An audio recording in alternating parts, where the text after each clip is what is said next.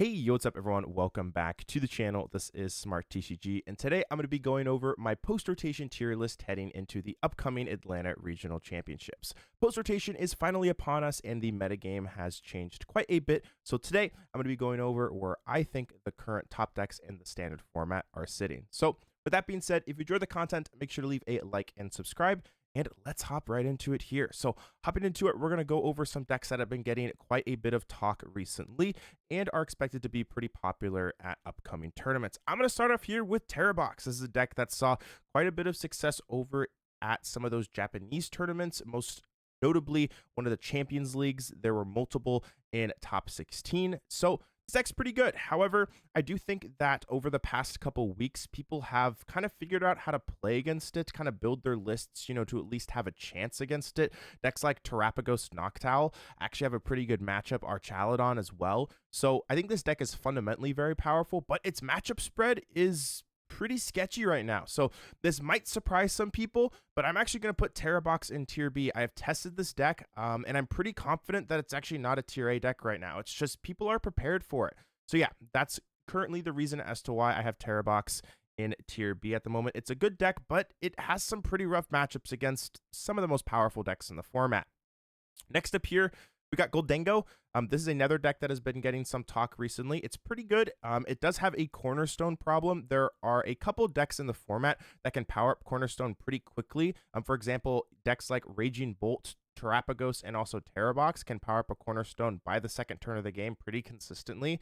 The main reason as to why those decks are playing Cornerstone is for those melodic wall decks. But this card also kind of collaterals, the Goldengo deck too, and that's kind of an issue. So I think this deck's matchup spread is very good as long as you dodge those Cornerstones. But yeah, if you hit them, you can definitely run into some problems. I do think that even the variants with Caesar and also the Dunsparce don't actually beat Cornerstone very consistently. So yeah, I currently have this deck in tier B. I think it's good though, and I definitely would not be surprised to see it see success. Next up here, we got the Archaladon variants. We have two different Archaladon variants. I'm going to be talking about the Archaladon Zoroark variant and then also the Arch Poison variant. So we got Arch, paired up with, let's say, Zoroark. Pretty much the goal of this deck is to use trade over and over and over again, draw lots of cards, and then use things like the Professor Turo to heal your Archaladons over and over again. So I think this deck is pretty good. I think it's relatively consistent. One of the problems I feel like with Archaladon was it could sometimes, brick. For example, the Arch Poison variant has some consistency issues. This variant is a lot more consistent. So yeah, I think it's pretty good. You do pretty well against plenty of the top decks in the format. For example, your matchup against things, like Terrabox is relatively good. Your Dragapult matchup as well is pretty decent too. So yeah, I think this deck has a lot of potential. I definitely would not be surprised to see it see success. It can struggle versus things like the Goldengos of the world, Raging Bolt as well. So it does have some pretty sketchy matchups, but versus some of the other top decks, it's pretty good. Next up here, we got Arch Poison as well. This is another tier B deck at the moment. This deck's matchup spread is actually very, very good if it gets going. It just is kind of chaotic at times. So, that's kind of the problem I feel like with this deck at the moment is that when it gets going, it's really good, but it is kind of inconsistent. So yeah, kind of a high risk, high reward variant of deck. Next up here, let's go over Terrapagos. I think Terrapagos is a slam dunk tier A deck. This deck is absolutely fantastic. From my testing, has been doing very, very well. It is a consistent deck. Having that Fan Rotom Noctowl engine means you're going to be setting up most of the time. Has a favorite Terrabox matchup in my personal opinion, has a pretty good Goldengo matchup as well. The Arch matchups are close. Your Dragapult matchup is close. Yeah, the deck is just, really good. Kind of has a chance versus the majority of the decks in format. Having Bouffalant and Bravery Charm, pretty much effectively giving your Terrapagos 340 HP is pretty impressive. So yeah, I think this deck is really, really good, and I definitely expected to see quite a bit of success moving forward. Definitely a deck that I would recommend. Next up here, we have Dragapult. We have two different variants of Dragapult. We have Dragapult Dusknoir, and then just, kind of like the regular variant of Pult with things, like the Monkey Dory. I'm going to start off with Dragapult Dusknoir. I think Dragapult Dusknoir overall is the best deck in the standard format. I currently don't have a tier S deck at the moment. I know I don't usually put a tier S deck, but that's just because there's not normally a tier S deck. You know, there's not a deck that's like so far and away better than everything else. I think Pult, though, is, in my opinion, the strongest deck currently in the format. I think that the Dusknoir package is still very, very good, and I definitely expect to see a lot of play. Your matchups against things that do play the Clefairy, for example, the Terapagos Noctowl matchup and also Terrabox, is actually not that bad because you can, you know, knock out both their Hoot Hoots. If they get the Clefairy up, you can then Iono them to 1 or 2, knock out the Clefairy, and then they have to find another one. And that is honestly kind of hard.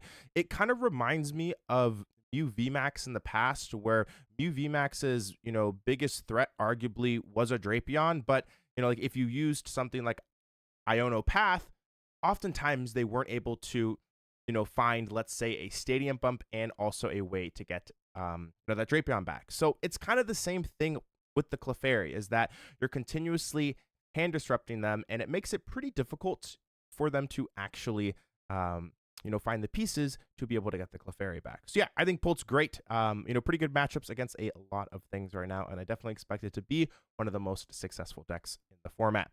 Next up, we got regular Dragapult. This is going to be with things like the Monkey Door. You could potentially play Pidgeot as well. I know there have been some lists that have been kind of circulating on social media with, you know, things like the Pidgeot. I think this deck is, you know, pretty good overall. It's a little bit more linear in some ways, and not having access to things like the Dusknoir is definitely unfortunate, but I think Pult in general is pretty good. Next up here, we got Raging Bolt. I got Raging Bolt at the bottom of tier B at the moment. It's a decent deck, you know, fast, relatively consistent.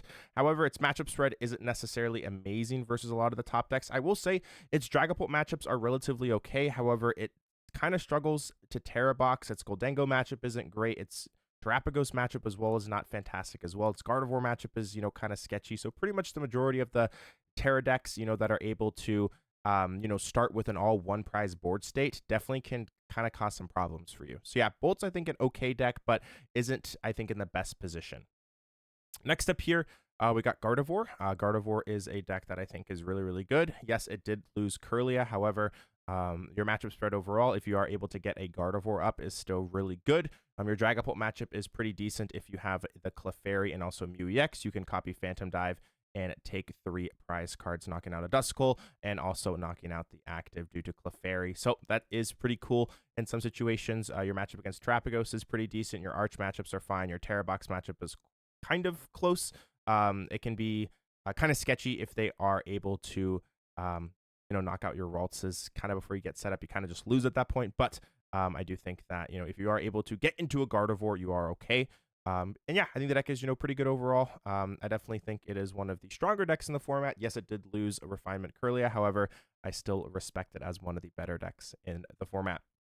Next up here, we got Goldengo Dragapult. This is the other variant of Goldengo. I currently have this build actually right above regular Goldengo. And the reason is that Goldengo Dragapult can actually deal with Cornerstone. So the regular Goldengo variant is simply better if there aren't a whole lot of Cornerstone. However, if there are a lot of Cornerstone, having the Dragapult package definitely helps out quite a bit. So yeah, I think this deck is, you know, pretty good. It did relatively well over in one of the Champions Leagues over in Japan. So yeah, I think the deck is pretty decent. Next up, we got for Alligator, in my opinion, a tier C deck. Cornerstone just kind of runs it over. I think the melodic wall decks overall are a little bit better. Next up, we got Hopzation. I've tested this deck out. I'm not personally a big fan of it. I think the deck is okay. There are a couple different variants you can play. You could play it with the Iron Valiant. You could play it with the Archaladon, and there's a couple more as well. I think they're all just kind of average. I think they, you know, can kind of cheese a lot of wins just by kind of running your opponent over before they set up. But, you know, if you play against a deck that is able to set up, I feel like your deck is honestly kind of mediocre. But I think the deck is, you know, okay, and I would not be surprised to see some do well. Next up, we got Cerulege. I think Cerulege is a tier C deck. I think it's just worse Goldengo. It's just, you know, very linear overall, but I wouldn't say it's significantly worse than Goldengo. I just don't think it's as good. So, all right. Next up, we got Miraidon. I think the Miraidon is also a tier C deck. Loses plenty of important cards, losing things like Fan Rotom, Luminion as well. Not Fan Rotom, Rotom V. Luminion, Force Seal Stone, Raichu. Yeah, it loses quite a few things, unfortunately. So yeah, that's a problem at the moment. It's pretty okay if you can get a turn 1 amp, but also not having access to things like double turbo is really unfortunate. You're not able to get amps as consistently and streamline them. So currently I have it in tier C. Next up, we got Charizard Pidgeot. I think Charizard Pidgeot is still a decent deck. I personally would play the Terra engine. You can play like a 1/1 Pidgeot as well. This deck is pretty good if you dodge Dragapult. You can't really beat, I feel like, Dragapult consistently, but the rest of your matchups are really, really good overall. So it's kind of just this problem. You know, pretty much any deck that plays a Badoo can just kind of slow you down. So if you dodge that, your deck is broken. However, unfortunately, you know, if you hit Pult, that matchup is pretty bad. I will say Charizard in the previous format had a pretty rough matchup in Regidrago, but that matchup was like 40-60 or 45-55.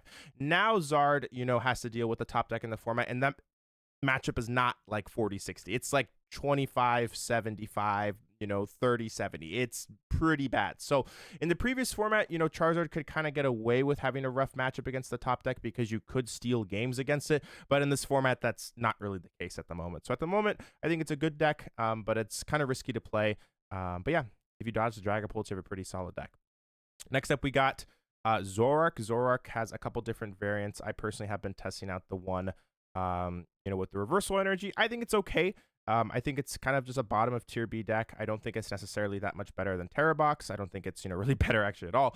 I think that the biggest thing it has going for it is that people aren't really preparing for it, I feel like, that much. You can definitely take advantage, you know, of some decks for sure. You have a pretty decent Gardevoir matchup. Your Pult matchup is, you know, kind of winnable. Like if you do win the coin flip, you are okay against a lot of these decks, you know, just simply because you can use something like the Darmanitan to wipe their board before they even get set up. So yeah, I think the deck's okay. I don't think it's necessarily spectacular in any way, but I would not be surprised to see some do well. Now, there was one other deck that I wanted to mention, and that is Wallstall. The Wallstall currently is a deck that I would put at the bottom of tier B to probably top of tier C at the moment. If no one techs for it, it's good. However, if people do tech for it, which plenty of decks are, you know, currently putting in tech cards, it can run into some problems. But, you know, kind of similar to Snorlax Stall in the past, where if no one really teched for Snorlax Stall, the deck would be really, really good.